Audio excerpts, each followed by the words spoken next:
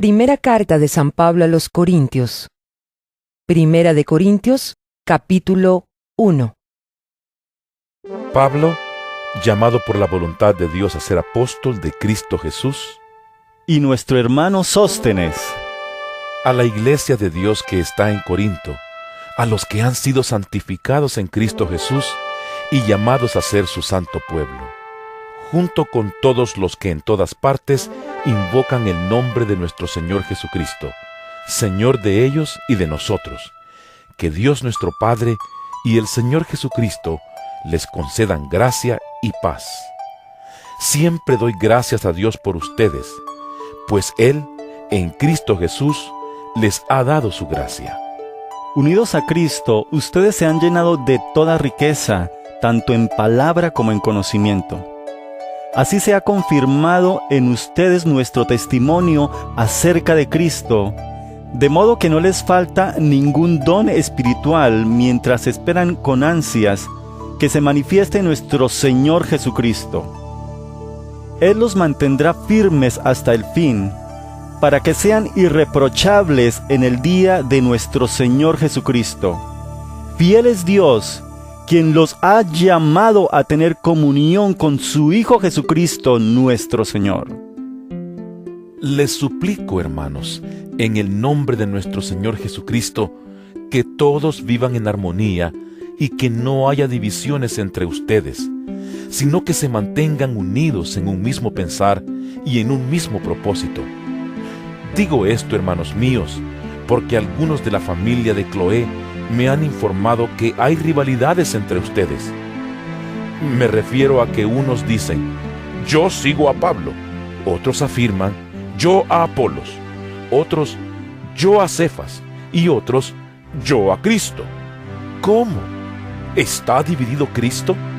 ¿Acaso Pablo fue crucificado por ustedes? ¿O es que fueron bautizados en el nombre de Pablo?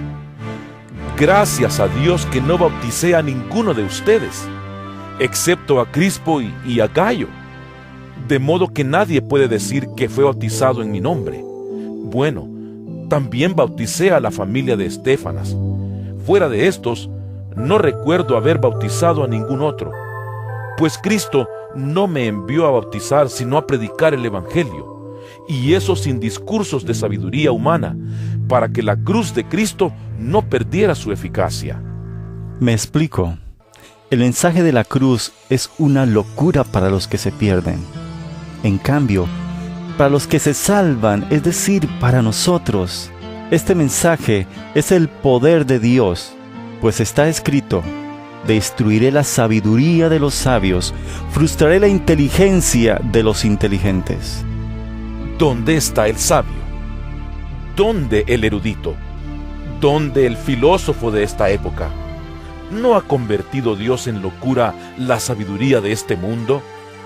Ya que Dios en su sabio designio dispuso que el mundo no lo conociera mediante la sabiduría humana, tuvo a bien salvar mediante la locura de la predicación a los que creen.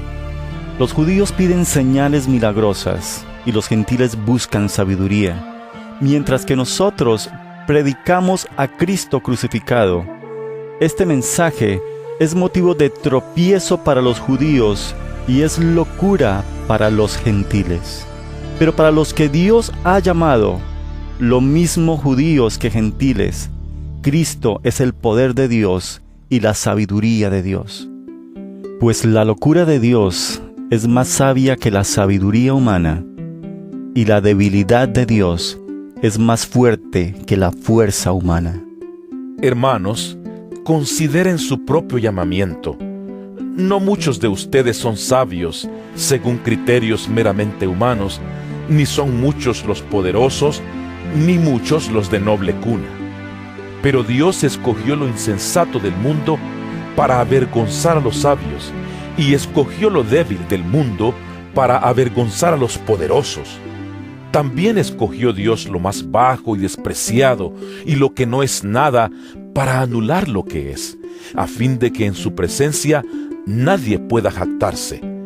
Pero gracias a Él, ustedes están unidos a Cristo Jesús, a quien Dios ha hecho nuestra sabiduría, es decir, nuestra justificación, santificación y redención, para que, como está escrito, si alguien ha de gloriarse, que se gloríe en el Señor.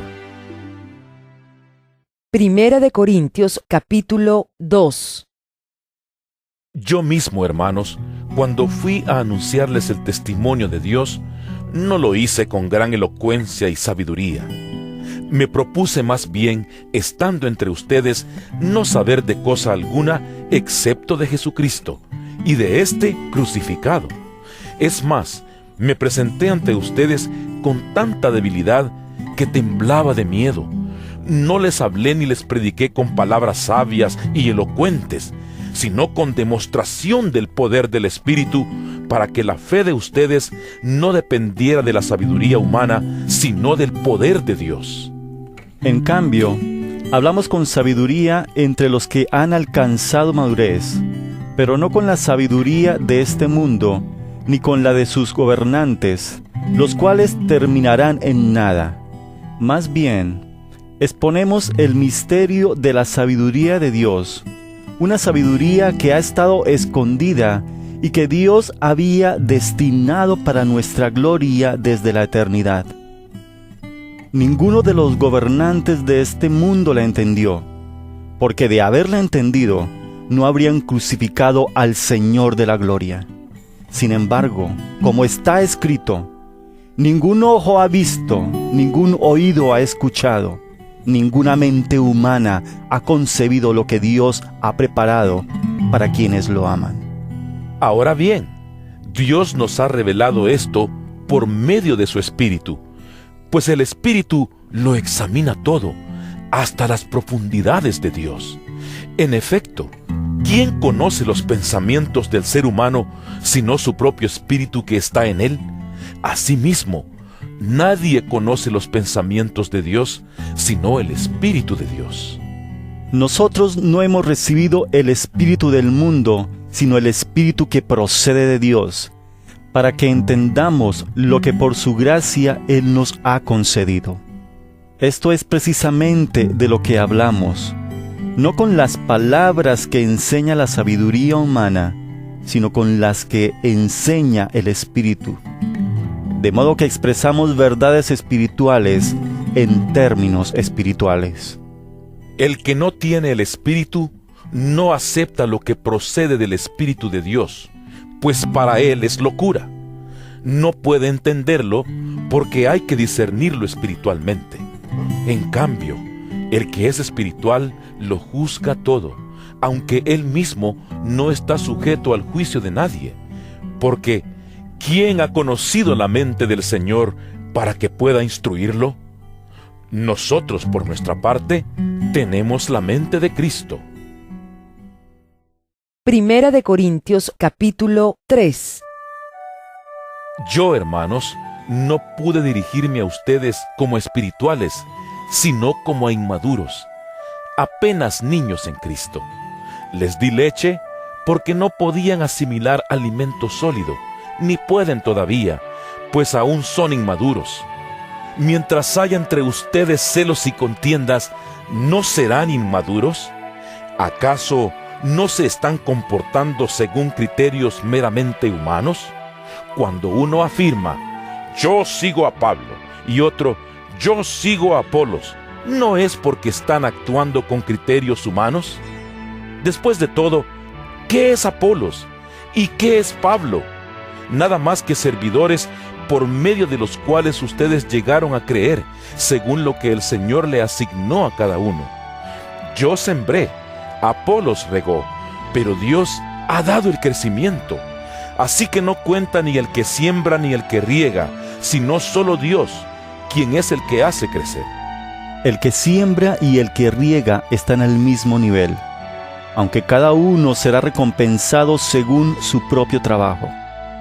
En efecto, nosotros somos colaboradores al servicio de Dios, y ustedes son el campo de cultivo de Dios, son el edificio de Dios. Según la gracia que Dios me ha dado, yo, como maestro constructor, eché los cimientos, y otro construye sobre ellos. Pero cada uno tenga cuidado de cómo construye, porque nadie puede poner un fundamento diferente del que ya está puesto, que es Jesucristo. Si alguien construye sobre este fundamento, ya sea con oro, plata y piedras preciosas, o con madera, heno y paja, su obra se mostrará tal cual es, pues el día del juicio la dejará al descubierto. El fuego la dará a conocer y pondrá a prueba la calidad del trabajo de cada uno. Si lo que alguien ha construido permanece, recibirá su recompensa. Pero si su obra es consumida por las llamas, él sufrirá pérdida. Será salvo, pero como quien pasa por el fuego.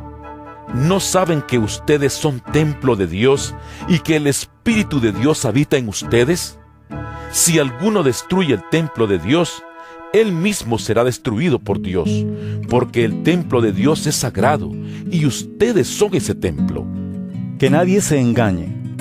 Si alguno de ustedes se cree sabio según las normas de esta época, hágase ignorante para así llegar a ser sabio. Porque a los ojos de Dios, la sabiduría de este mundo es locura, como está escrito. Él atrapa a los sabios en su propia astucia. Y también dice, el Señor conoce los pensamientos de los sabios y sabe que son absurdos. Por lo tanto, que nadie base su orgullo en el hombre. Al fin y al cabo, todo es de ustedes, ya sea Pablo o Apolos o Cefas o el universo o la vida o la muerte o lo presente o lo porvenir. Todo es de ustedes y ustedes son de Cristo y Cristo es de Dios. Primera de Corintios, capítulo 4. Que todos nos consideren servidores de Cristo, encargados de administrar los misterios de Dios. Ahora bien, a los que reciben un encargo se les exige que demuestren ser dignos de confianza. Por mi parte, muy poco me preocupa que me juzguen ustedes o cualquier tribunal humano. Es más, ni siquiera me juzgo a mí mismo, porque aunque la conciencia no me remuerde, no por eso quedo absuelto. El que me juzga es el Señor. Por lo tanto, no juzguen nada antes de tiempo.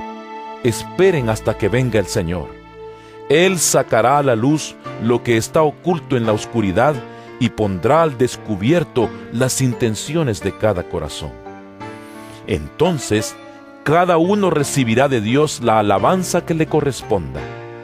Hermanos, todo esto lo he aplicado a Apolos y a mí mismo para beneficio de ustedes, con el fin de que aprendan de nosotros aquello de no ir más allá de lo que está escrito. Así ninguno de ustedes podrá engreírse de haber favorecido al uno en perjuicio del otro. ¿Quién te distingue de los demás? ¿Qué tienes que no hayas recibido? Y si lo recibiste, ¿por qué presumes como si no te lo hubieran dado? Ya tienen todo lo que desean. Ya se han enriquecido. Han llegado a ser reyes y eso sin nosotros. Ojalá fueran de veras reyes para que también nosotros reináramos con ustedes. Por lo que veo, a nosotros los apóstoles, Dios nos ha hecho desfilar en el último lugar, como a los sentenciados a muerte. Hemos llegado a ser un espectáculo para todo el universo, tanto para los ángeles como para los hombres. Por causa de Cristo, nosotros somos los ignorantes. Ustedes, en Cristo, son los inteligentes. Los débiles somos nosotros. Los fuertes son ustedes. A ustedes se les estima, a nosotros se nos desprecia. Hasta el momento pasamos hambre, tenemos sed, nos falta ropa, se nos maltrata, no tenemos dónde vivir. Con estas manos nos matamos trabajando. Si nos maldicen, bendecimos. Si nos persiguen, los soportamos. Si nos calumnian, los tratamos con gentileza. Se nos considera la escoria de la tierra, la basura del mundo, y así hasta el día de hoy. No les escribo esto para avergonzarlos, sino para amonestarlos, como a hijos míos amados. De hecho, aunque tuvieran ustedes miles de tutores en Cristo, padres sí que no tienen muchos, porque mediante el Evangelio yo fui el Padre que los engendró en Cristo Jesús. Por tanto, les ruego que sigan mi ejemplo.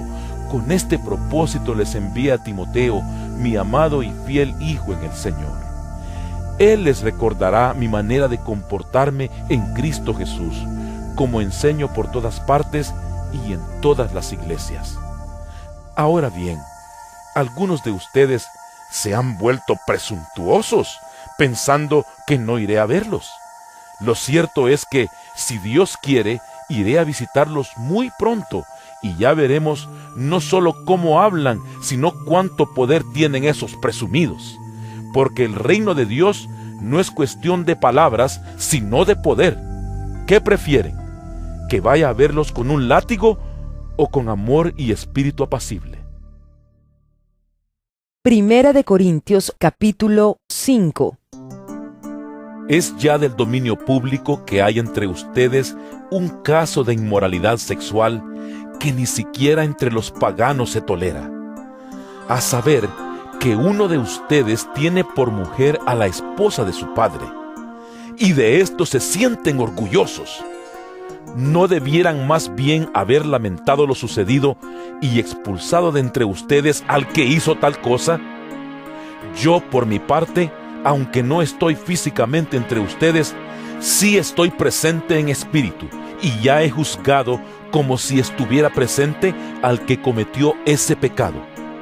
Cuando se reúnan en el nombre de nuestro Señor Jesús, y con su poder yo los acompañe en espíritu, entreguen a este hombre a Satanás para destrucción de su naturaleza pecaminosa, a fin de que su espíritu sea salvo en el día del Señor.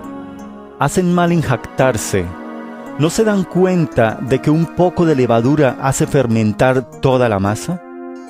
Desháganse de la vieja levadura para que sean masa nueva, panes sin levadura como lo son en realidad. Porque Cristo, nuestro Cordero Pascual, ya ha sido sacrificado. Así que celebremos nuestra Pascua no con la vieja levadura, que es la malicia y la perversidad, sino con pan sin levadura, que es la sinceridad y la verdad. Por carta ya les he dicho que no se relacionen con personas inmorales. Por supuesto, no me refería a la gente inmoral de este mundo, ni a los avaros, estafadores o idólatras. En tal caso, tendrían ustedes que salirse de este mundo. Pero en esta carta, quiero aclararles que no deben relacionarse con nadie que, llamándose hermano, sea inmoral o avaro, idólatra, calumniador, borracho o estafador. Con tal persona ni siquiera deben juntarse para comer. ¿Acaso me toca a mí juzgar a los de afuera? ¿No son ustedes los que deben juzgar a los de adentro? Dios juzgará a los de afuera. Expulsen al malvado de entre de ustedes. Primera de Corintios capítulo 6. Si alguno de ustedes tiene un pleito con otro, ¿cómo se atreve a presentar demanda ante los inconversos en vez de acudir a los creyentes? ¿Acaso no saben que los creyentes juzgarán al mundo?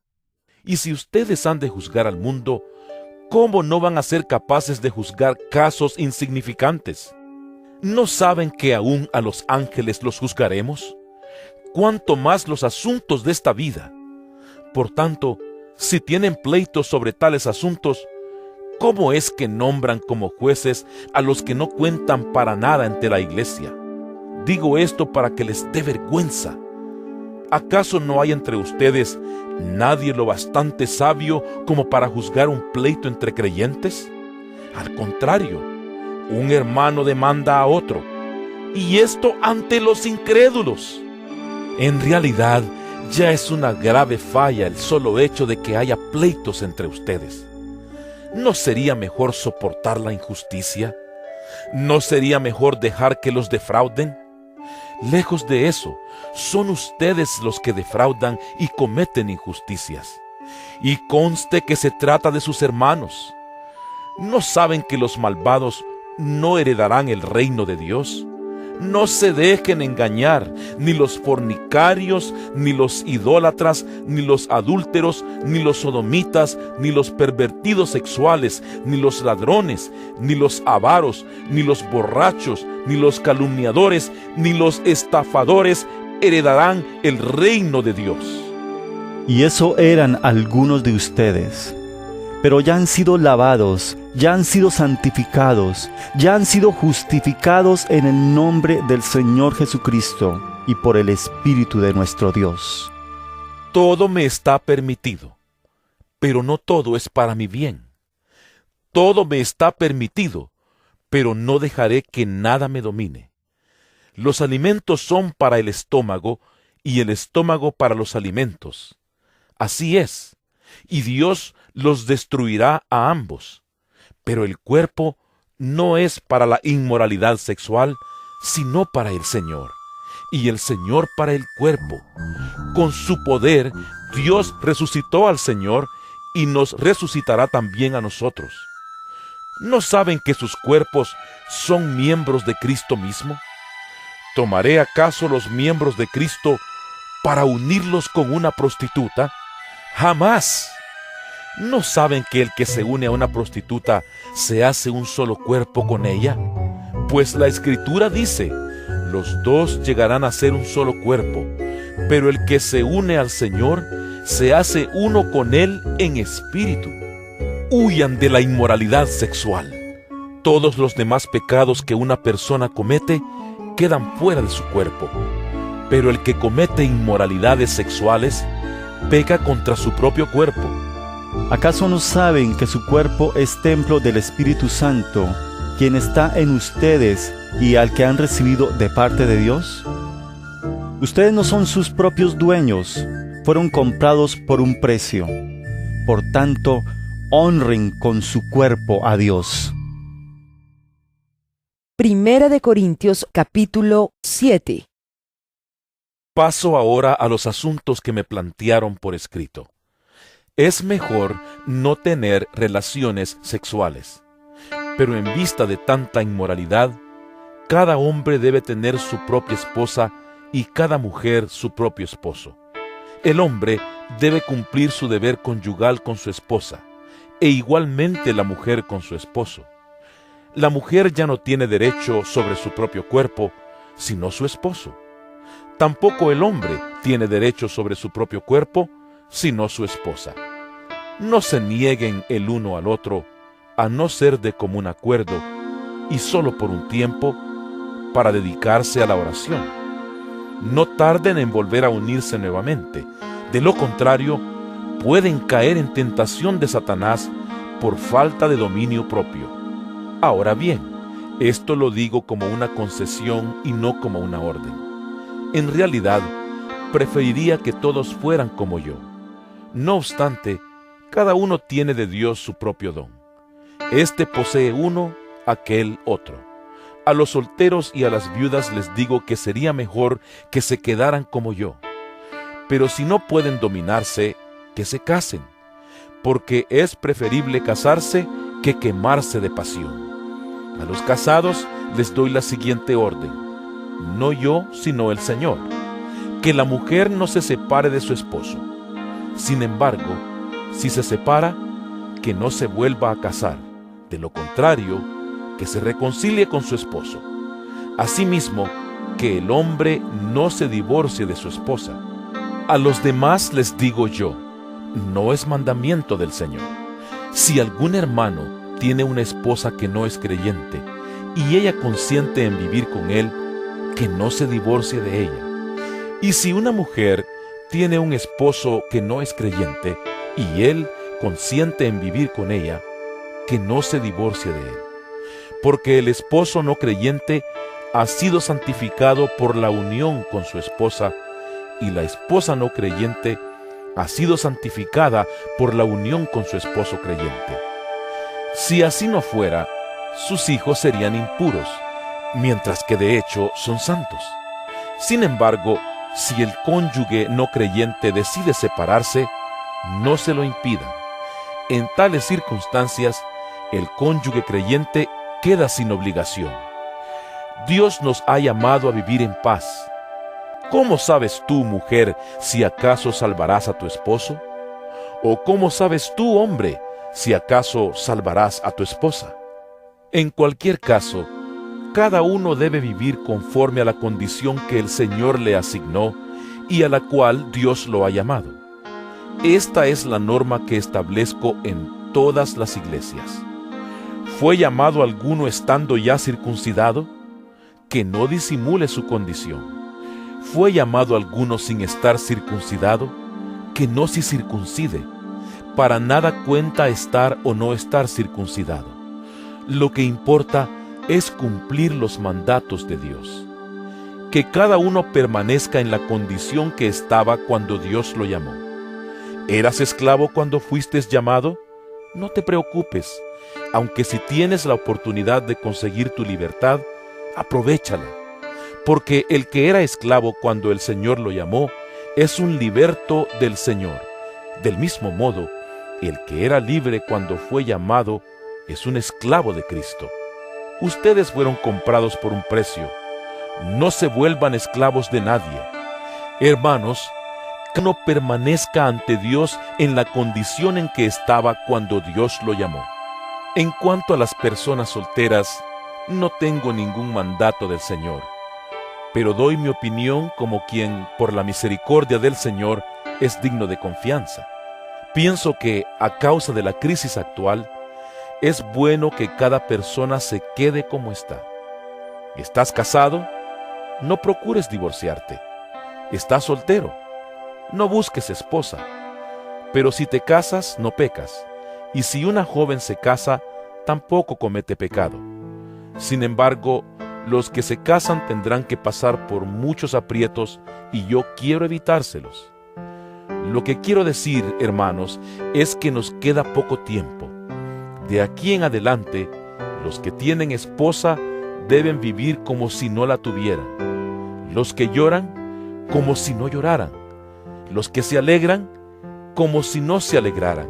Los que compran algo, como si no lo poseyeran. Los que disfrutan de las cosas de este mundo, como si no disfrutaran de ellas. Porque este mundo, en su forma actual, está por desaparecer. Yo preferiría que estuvieran libres de preocupaciones. El soltero se preocupa de las cosas del Señor y de cómo agradarlo, pero el casado se preocupa de las cosas de este mundo y de cómo agradar a su esposa. Sus intereses están divididos. La mujer no casada, lo mismo que la joven soltera, se preocupa de las cosas del Señor, se afana por consagrarse al Señor tanto en cuerpo como en espíritu.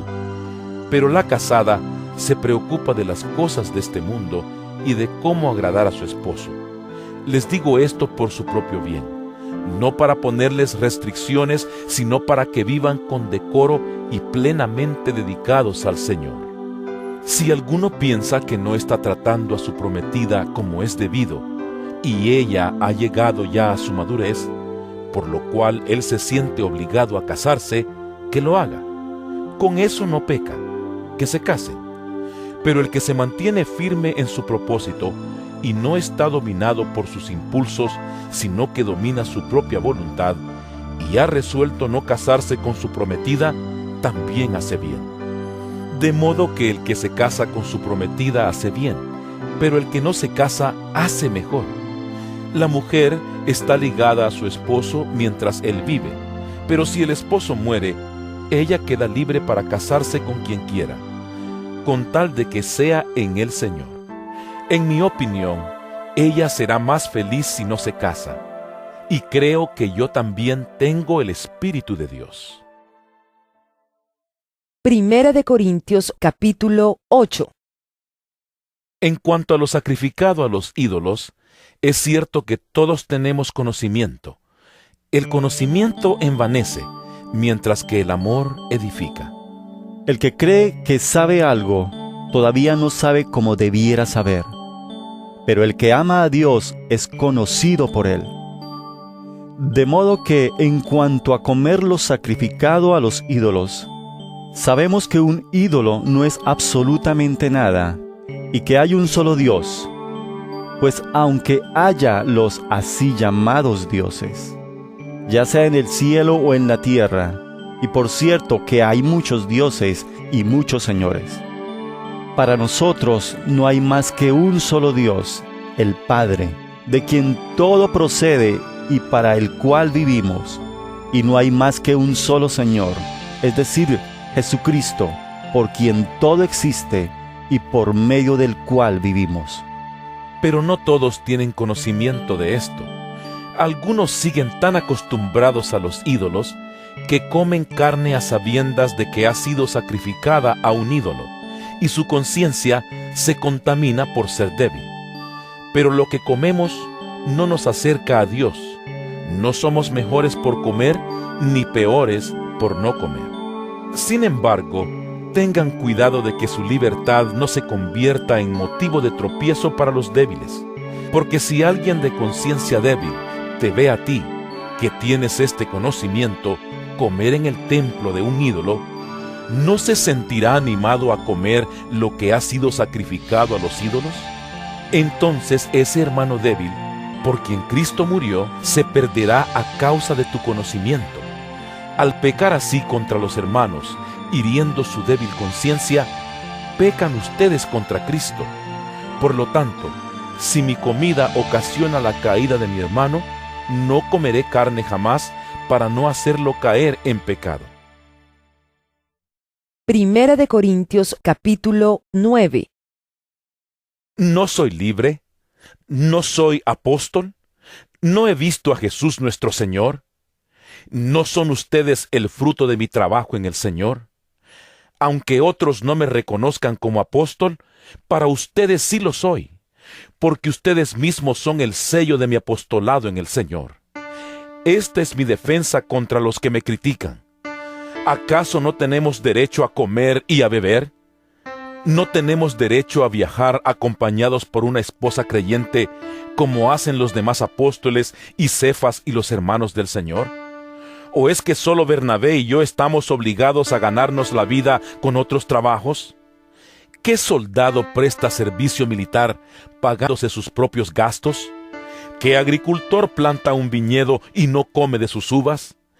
¿Qué pastor cuida un rebaño y no toma de la leche que ordeña? No piensen que digo esto solamente desde un punto de vista humano. ¿No lo dice también la ley?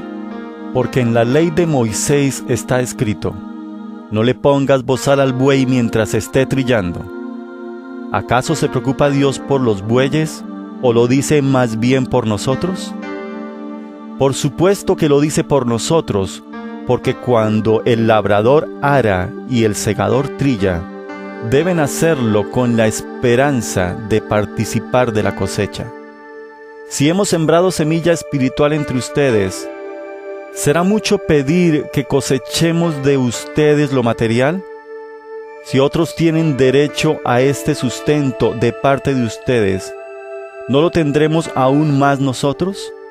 Sin embargo, no ejercimos este derecho, sino que lo soportamos todo con tal de no crear obstáculo al Evangelio de Cristo.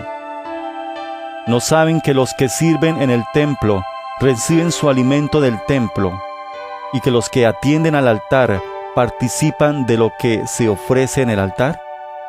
Así también el Señor ha ordenado que quienes predican el Evangelio vivan de este ministerio. Pero no me he aprovechado de ninguno de estos derechos, ni escribo de esta manera porque quiera reclamarlos. Prefiero morir a que alguien me prive de este motivo de orgullo. Sin embargo, cuando predico el Evangelio, no tengo de qué enorgullecerme, ya que estoy bajo la obligación de hacerlo. ¡Ay de mí si no predico el Evangelio! En efecto, si lo hiciera por mi propia voluntad, tendría recompensa, pero si lo hago por obligación, no hago más que cumplir la tarea que se me ha encomendado. ¿Cuál es entonces mi recompensa? Pues que al predicar el Evangelio pueda presentarlo gratuitamente sin hacer valer mi derecho. Aunque soy libre respecto a todos, de todos me he hecho esclavo para ganar a tantos como sea posible. Entre los judíos me volví judío, a fin de ganarlos a ellos. Entre los que viven bajo la ley, me volví como los que están sometidos a ella, aunque yo mismo no vivo bajo la ley, a fin de ganar a estos. Entre los que no tienen la ley, me volví como los que están sin ley, aunque no estoy libre de la ley de Dios, sino comprometido con la ley de Cristo, a fin de ganar a los que están sin ley. Entre los débiles me hice débil, a fin de ganar a los débiles. Me hice todo para todos, a fin de salvar a algunos por todos los medios posibles. Todo esto lo hago por causa del Evangelio, para participar de sus frutos. ¿No saben que en una carrera todos los corredores compiten, pero solo uno obtiene el premio? Corran pues de tal modo que lo obtengan. Todos los deportistas se entrenan con mucha disciplina. Ellos lo hacen para obtener un premio que se echa a perder. Nosotros, en cambio, por uno que dura para siempre. Así que yo no corro como quien no tiene meta. No lucho como quien da golpes al aire. Más bien, golpeo mi cuerpo y lo domino. No sea que, después de haber predicado a otros, yo mismo quede descalificado. Primera de Corintios capítulo 10. No quiero que desconozcan, hermanos, que nuestros antepasados estuvieron todos bajo la nube y que todos atravesaron el mar. Todos ellos fueron bautizados en la nube y en el mar para unirse a Moisés. Todos también comieron el mismo alimento espiritual y tomaron la misma bebida espiritual, pues bebían de la roca espiritual que los acompañaba, y la roca era Cristo. Sin embargo, la mayoría de ellos no agradaron a Dios y sus cuerpos quedaron tendidos en el desierto. Todo eso sucedió para servirnos de ejemplo, a fin de que no nos apasionemos por lo malo como lo hicieron ellos. No sean idólatras, como lo fueron algunos de ellos. Según está escrito, se sentó el pueblo a comer y a beber, y se entregó al desenfreno. No cometamos inmoralidad sexual como algunos lo hicieron, por lo que un solo día perecieron 23,000. Tampoco pongamos a prueba al Señor como lo hicieron algunos y murieron víctimas de las serpientes. Ni murmuren contra Dios como lo hicieron algunos y sucumbieron a manos del ángel destructor. Todo eso les sucedió para servir de ejemplo, y quedó escrito para advertencia nuestra, pues a nosotros nos ha llegado el fin de los tiempos. Por lo tanto, si alguien piensa que está firme, tenga cuidado de no caer. Ustedes no han sufrido ninguna tentación que no sea común al género humano. Pero Dios es fiel y no permitirá que ustedes sean tentados más allá de lo que puedan aguantar. Más bien, cuando llegue la tentación, Él les dará también una salida, a fin de que puedan resistir. Por tanto, mis queridos hermanos, huyan de la idolatría. Me dirijo a personas sensatas. Juzguen ustedes mismos lo que digo. Esa copa de bendición por la cual damos gracias, ¿no significa que entramos en comunión con la sangre de Cristo? Ese pan que partimos, ¿no significa que entramos en comunión con el cuerpo de Cristo? Hay un solo pan del cual todos participamos. Por eso, aunque somos muchos, formamos un solo cuerpo. Consideren al pueblo de Israel como tal. ¿No entran en comunión con el altar los que comen de lo sacrificado? ¿Qué quiero decir con esta comparación? ¿Que el sacrificio que los gentiles ofrecen a los ídolos sea algo, o que el ídolo mismo sea algo? No, sino que cuando ellos ofrecen sacrificios, lo hacen para los demonios, no para Dios. Y no quiero que ustedes entren en comunión con los demonios. No pueden beber de la copa del Señor y también de la copa de los demonios. No pueden participar de la mesa del Señor y también de la mesa de los demonios. ¿O vamos a provocar a celos al Señor? ¿Somos acaso más fuertes que Él? Todo está permitido, pero no todo es provechoso. Todo está permitido, pero no todo es constructivo. Que nadie busque sus propios intereses, sino los del prójimo. Coman de todo lo que se vende en la carnicería, sin preguntar nada por motivos de conciencia. Porque del Señor es la tierra y todo cuanto hay en ella.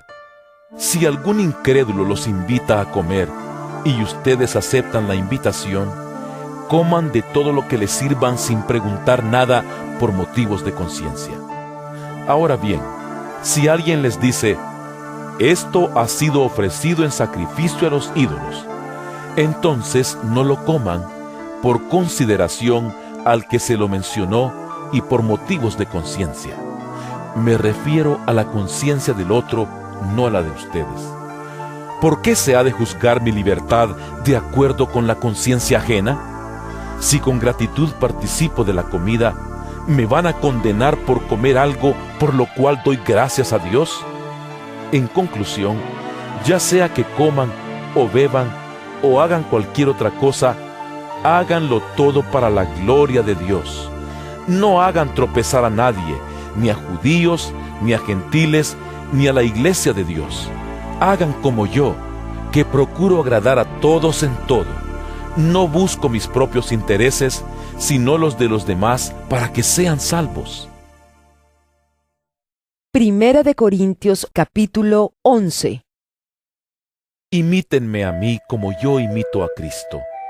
Los elogio porque se acuerdan de mí en todo y retienen las enseñanzas tal como se las transmití.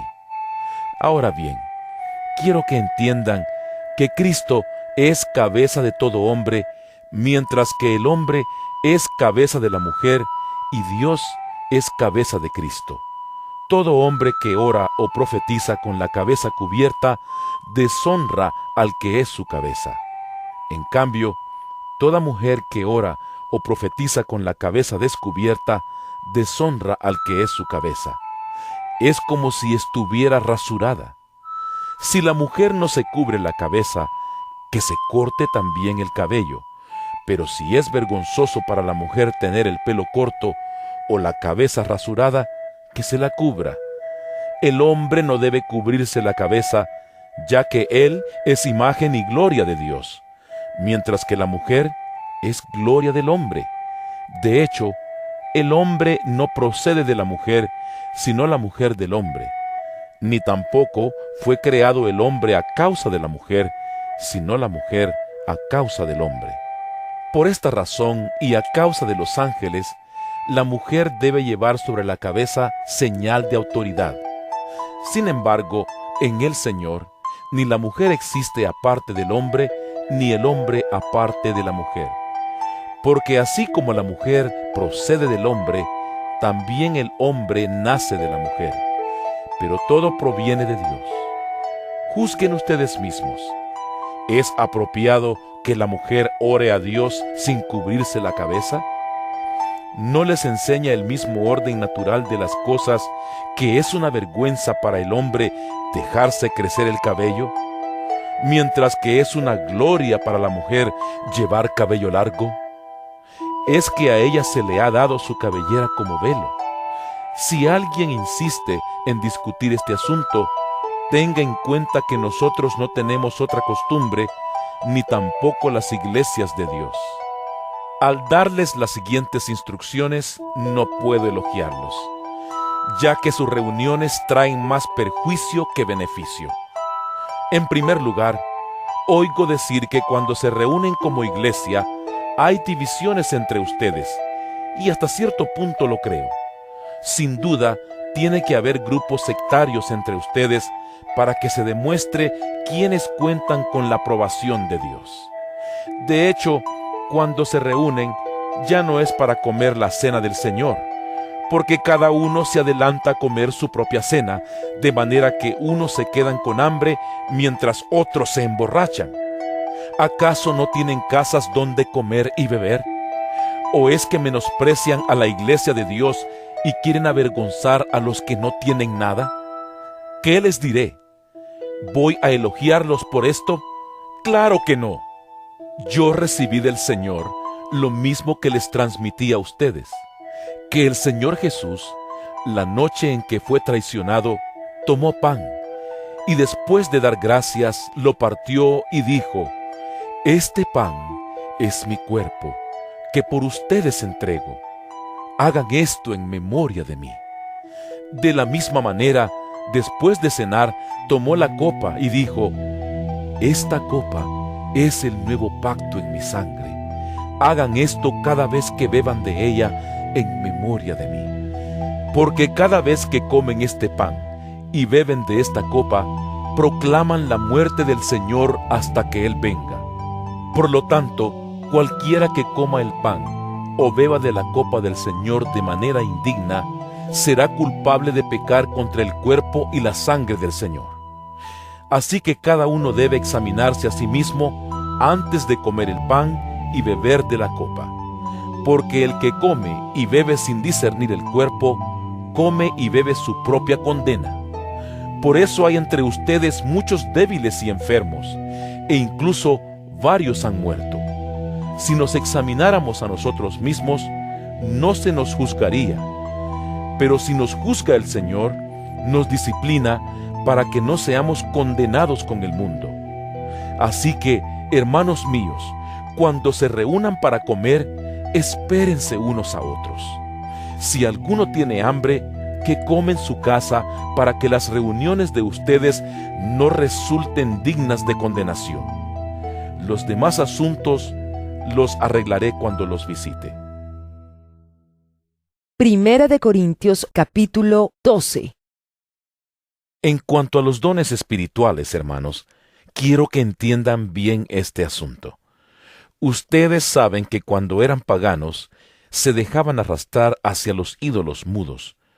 Por eso les advierto que nadie que esté hablando por el Espíritu de Dios puede maldecir a Jesús, ni nadie puede decir: Jesús es el Señor, sino por el Espíritu Santo. Ahora bien, hay diversos dones, pero un mismo Espíritu. Hay diversas maneras de servir, pero un mismo Señor. Hay diversas funciones, pero es un mismo Dios el que hace todas las cosas en todos. A cada uno se le da una manifestación especial del Espíritu para el bien de los demás. A unos, Dios les da por el Espíritu palabra de sabiduría. A otros, por el mismo Espíritu, palabra de conocimiento. A otros, fe por medio del mismo Espíritu. A otros, y por ese mismo Espíritu, dones para sanar enfermos. A otros, poderes milagrosos. A otros, profecía. A otros, el discernir espíritus. A otros, el hablar en diversas lenguas. Y a otros, el interpretar lenguas.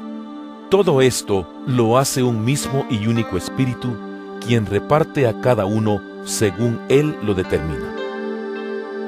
De hecho, aunque el cuerpo es uno solo, tiene muchos miembros, y todos los miembros, no obstante ser muchos, forman un solo cuerpo. Así sucede con Cristo.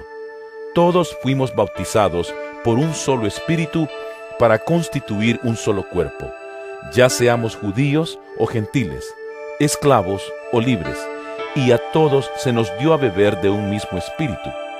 Ahora bien, el cuerpo no consta de un solo miembro, sino de muchos. Si el pie dijera: como no soy mano, no soy del cuerpo, no por eso dejaría ser parte del cuerpo. Y si la oreja dijera: como no soy ojo, no soy del cuerpo, no por eso dejaría de ser parte del cuerpo. Si todo el cuerpo fuera ojo, ¿qué sería del oído? Si todo el cuerpo fuera oído, ¿qué sería del olfato? En realidad, Dios colocó cada miembro del cuerpo como mejor le pareció. Si todos ellos fueran un solo miembro, ¿qué sería del cuerpo? Lo cierto es que hay muchos miembros, pero el cuerpo es uno solo. El ojo no puede decirle a la mano: no te necesito, ni puede la cabeza decirles a los pies: no los necesito.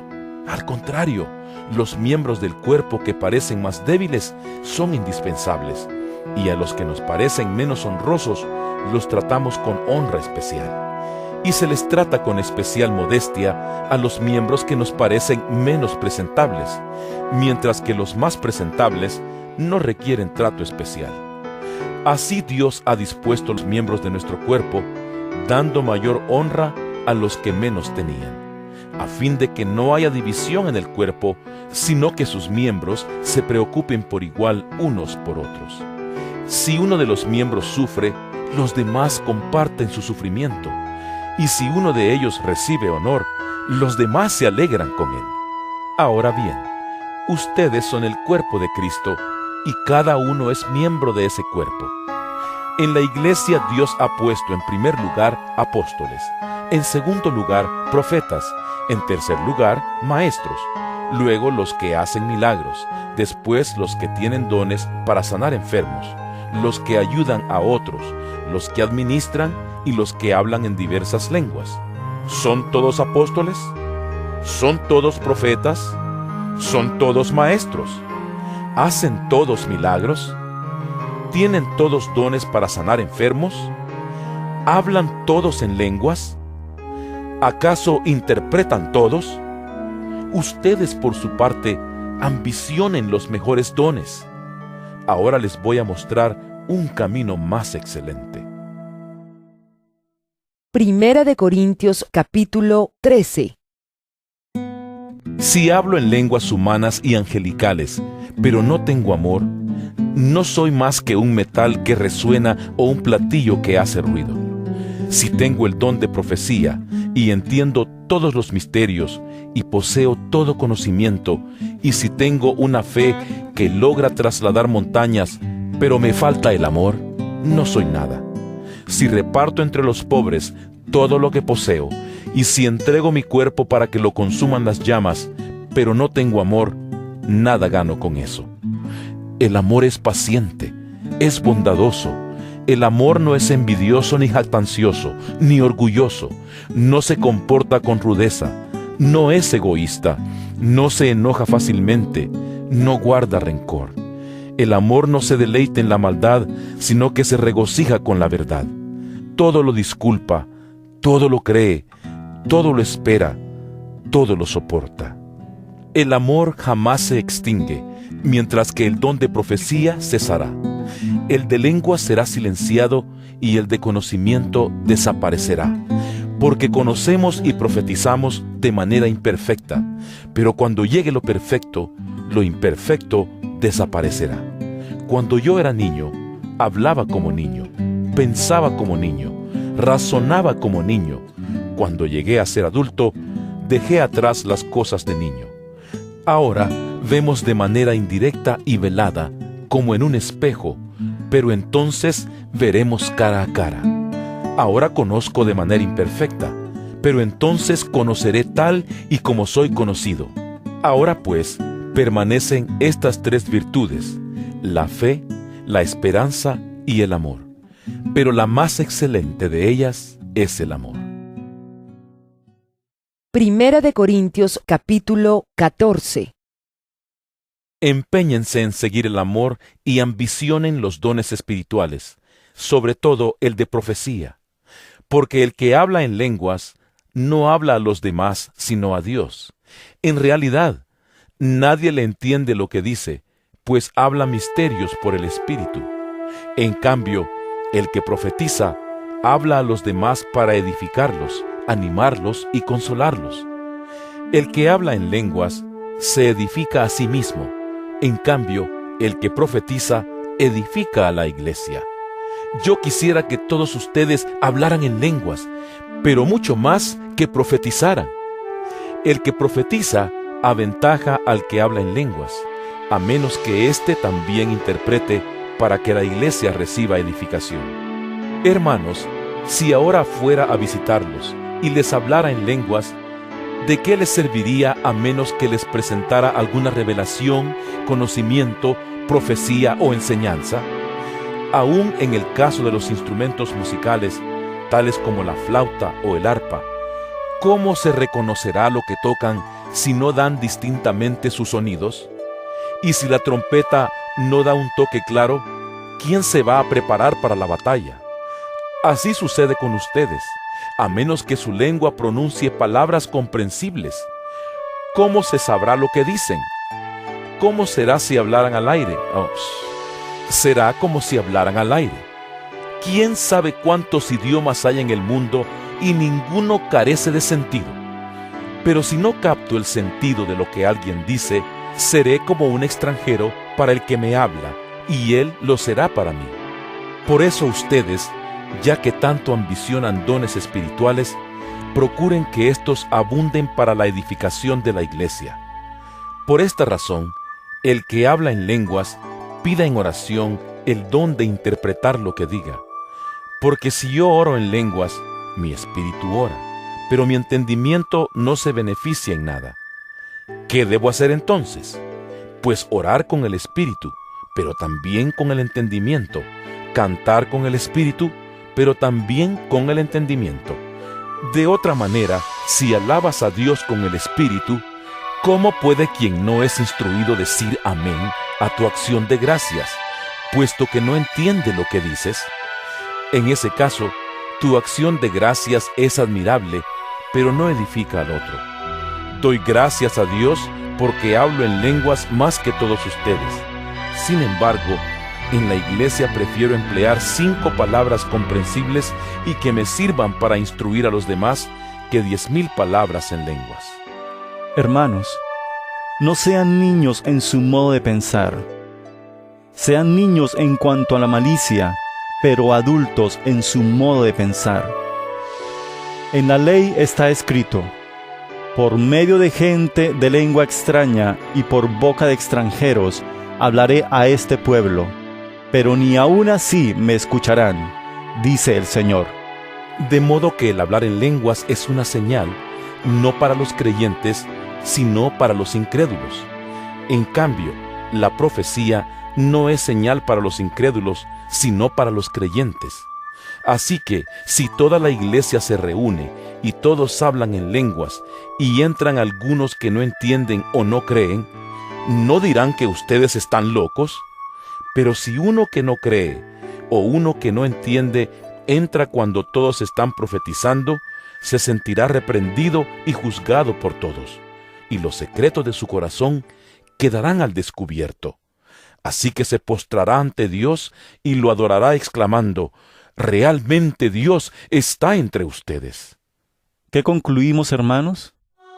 Que cuando se reúnan, cada uno puede tener un himno, una enseñanza, una revelación, un mensaje en lenguas o una interpretación. Todo esto debe hacerse para la edificación de la iglesia. Si se habla en lenguas, que hablen 2, o cuando mucho 3, cada uno por turno, y que alguien interprete. Si no hay intérprete, que guarden silencio en la iglesia, y cada uno hable para sí mismo y para Dios. En cuanto a los profetas, que hablen 2 o 3, y que los demás examinen con cuidado lo dicho. Si alguien que está sentado recibe una revelación, el que esté hablando ceda la palabra. Así todos pueden profetizar por turno, para que todos reciban instrucción y aliento. El don de profecía está bajo el control de los profetas. Porque Dios no es un Dios de desorden, sino de paz. Como es costumbre en las congregaciones de los creyentes, guarden las mujeres silencio en la iglesia, pues no les está permitido hablar. Que estén sumisas como lo establece la ley. Si quieren saber algo, que se lo pregunten en casa a sus esposos, porque no está bien visto que una mujer hable en la iglesia. ¿Acaso la palabra de Dios procedió de ustedes? ¿O son ustedes los únicos que la han recibido? Si alguno se cree profeta o espiritual, reconozca que esto que les escribo es mandato del Señor. Si no lo reconoce, tampoco él será reconocido. Así que, hermanos míos, ambicionen el don de profetizar y no prohíban que se hable en lenguas, pero todo debe hacerse de una manera apropiada y con orden. Primera de Corintios capítulo 15. Ahora, hermanos, quiero recordarles el Evangelio que les prediqué, el mismo que recibieron, en el cual se mantienen firmes. Mediante este Evangelio son salvos, si se aferran a la palabra que les prediqué. De otro modo, habrán creído en vano. Porque ante todo, les transmití a ustedes lo que yo mismo recibí, que Cristo murió por nuestros pecados según las Escrituras, que fue sepultado, que resucitó al tercer día según las Escrituras, y que se apareció a Cefas y luego a los 12. Después se apareció a más de 500 hermanos a la vez, la mayoría de los cuales vive todavía, aunque algunos han muerto. Luego se apareció a Jacobo, más tarde a todos los apóstoles, y por último, como a uno nacido fuera de tiempo, se me apareció también a mí. Admito que yo soy el más insignificante de los apóstoles y que ni siquiera merezco ser llamado apóstol, porque perseguía la iglesia de Dios. Pero por la gracia de Dios soy lo que soy, y la gracia que Él me concedió no fue infructuosa. Al contrario, he trabajado con más tesón que todos ellos, aunque no yo, sino la gracia de Dios que está conmigo. En fin, ya sea que se trate de mí o de ellos, esto es lo que predicamos, y esto es lo que ustedes han creído. Ahora bien, si se predica que Cristo ha sido levantado de entre los muertos, ¿cómo dicen algunos de ustedes que no hay resurrección? Si no hay resurrección, entonces ni siquiera Cristo ha resucitado. Y si Cristo no ha resucitado, nuestra predicación no sirve para nada, como tampoco la fe de ustedes.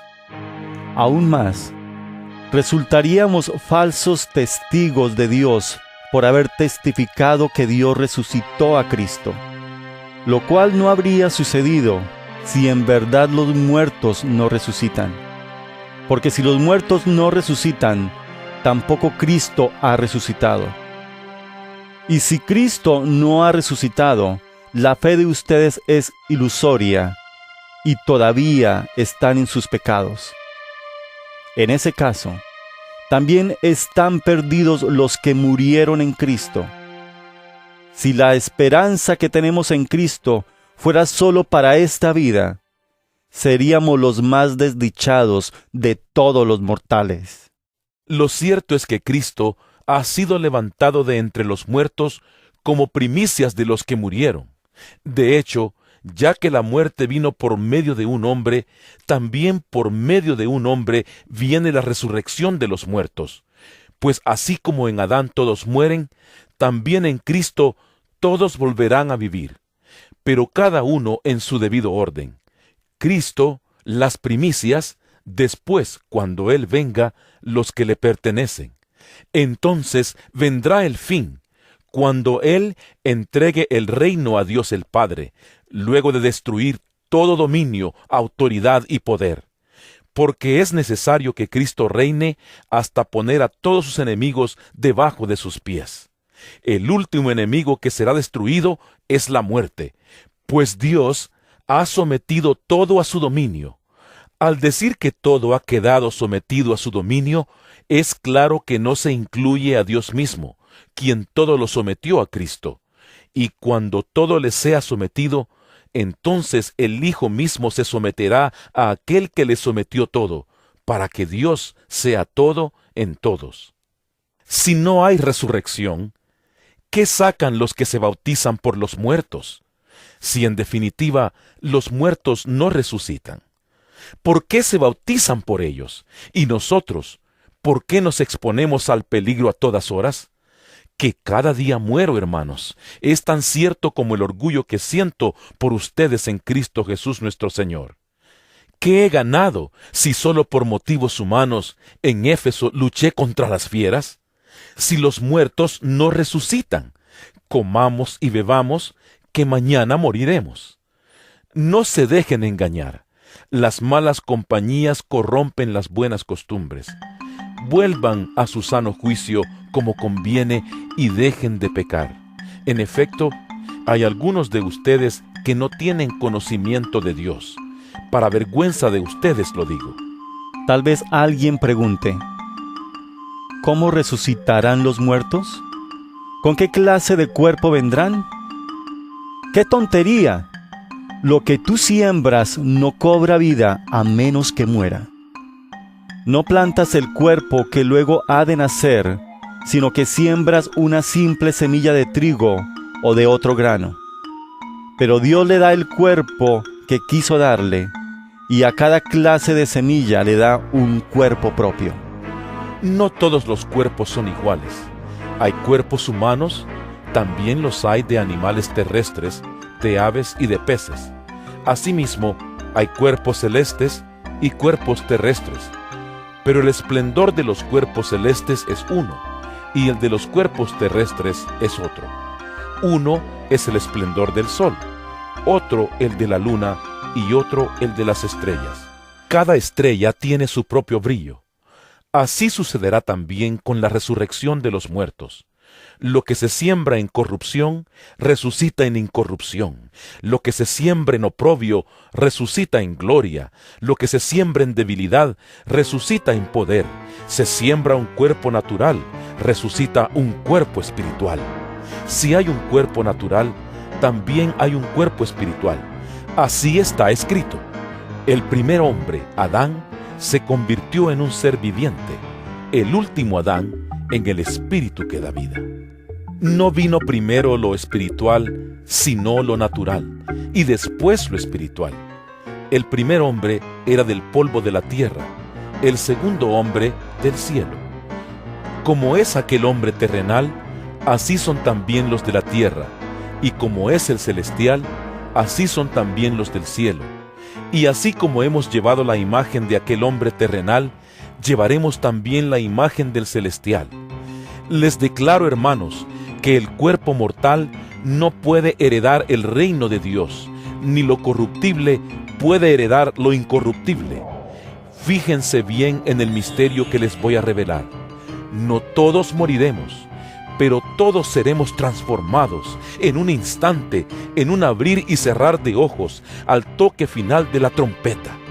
Pues sonará la trompeta y los muertos resucitarán con un cuerpo incorruptible, y nosotros seremos transformados, porque lo corruptible tiene que revestirse de lo incorruptible y lo mortal de inmortalidad.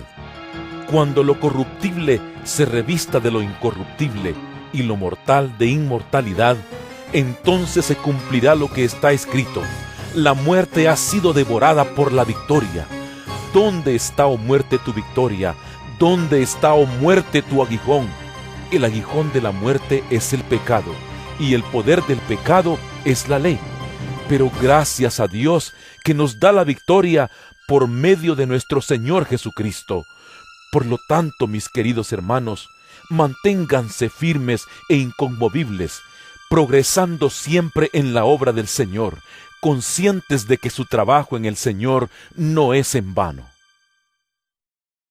Primera de Corintios capítulo 16.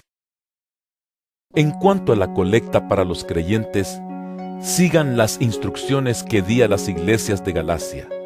El primer día de la semana, cada uno de ustedes aparte y guarde algún dinero conforme a sus ingresos, para que no se tengan que hacer colectas cuando yo vaya. Luego, cuando llegue, daré cartas de presentación a los que ustedes hayan aprobado y los enviaré a Jerusalén con los donativos que hayan recogido. Si conviene que yo también vaya, iremos juntos. Después de pasar por Macedonia, pues tengo que atravesar esa región, iré a verlos. Es posible que me quede con ustedes algún tiempo y tal vez pase allí el invierno para que me ayuden a seguir el viaje a donde quiera que vaya. Esta vez no quiero verlos solo de paso, más bien espero permanecer algún tiempo con ustedes, si el Señor así lo permite. Pero me quedaré en Éfeso hasta Pentecostés, porque se me ha presentado una gran oportunidad para un trabajo eficaz, a pesar de que hay muchos en mi contra. Si llega Timoteo, procuren que se sienta cómodo entre ustedes, porque él trabaja como yo en la obra del Señor. Por tanto, que nadie lo menosprecie. Ayúdenlo a seguir su viaje en paz para que pueda volver a reunirse conmigo, pues estoy esperándolo junto con los hermanos. En cuanto a nuestro hermano Apolos, le rogué encarecidamente que, en compañía de otros hermanos, les hiciera una visita. No quiso de ninguna manera ir ahora, pero lo hará cuando se le presente la oportunidad. Manténganse alerta, permanezcan firmes en la fe, sean valientes y fuertes, hagan todo con amor. Bien saben que los de la familia de Estéfanas fueron los primeros convertidos de Acaya, y que se han dedicado a servir a los creyentes. Les recomiendo, hermanos, que se pongan a disposición de aquellos y de todo el que colabore en este arduo trabajo. Me alegré cuando llegaron Estéfanas, Fortunato y Acaico, porque ellos han suplido lo que ustedes no podían darme, ya que han tranquilizado mi espíritu y también el de ustedes. Tales personas merecen que se les exprese reconocimiento. Las iglesias de la provincia de Asia les mandan saludos. Aquila y Priscila los saludan cordialmente en el Señor, como también la iglesia que se reúne en la casa de ellos. Todos los hermanos les mandan saludos. Salúdense unos a otros con un beso santo. Yo, Pablo, escribo este saludo de mi puño y letra. Si alguno no ama al Señor, quede bajo maldición. Maranata, que la gracia del Señor Jesús sea con ustedes. Los amo a todos ustedes en Cristo Jesús. Amén.